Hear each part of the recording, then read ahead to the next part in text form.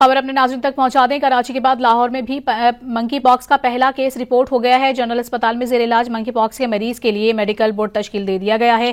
اس خبر سے متعلق مزید تفصیلات جانیں گے۔ ڈان نیوز کے نمائندے نعمان لیاقت ہمارے ساتھ موجود ہیں۔ نعمان، اس مریض سے متعلق کیا مزید تفصیلات سامنے آئی ہیں؟ دیکھیے جی، لاہور میں بھی منکی پاکس کا جو پہلا مریض ہے وہ سامنے آ چکا ہے اور اس وقت جنرل اسپتال میں اس کو ایڈمٹ کروایا گیا ہے اور یہ زیر علاج ہے جنرل اسپتال کے اندر۔ محکمہ صحت کی جو ریفرنس لیب ہے اس میں ٹیسٹ مثبت آیا تھا، جس کے بعد رحمت علی کو آئسولیشن میں علاج کے لیے رکھا گیا ہے اور اس کی تصدیق ایم ایس نے بھی کر دی ہے کہ رحمت علی منکی پاکس کی علامات کے ساتھ جو ہے وہ رپورٹ ہوا ہے، جس کا علاج معالجہ جاری ہے اور اس پر باقاعدہ طور پر ایک کمیٹی جو ہے وہ تشکیل دے دی گئی ہے۔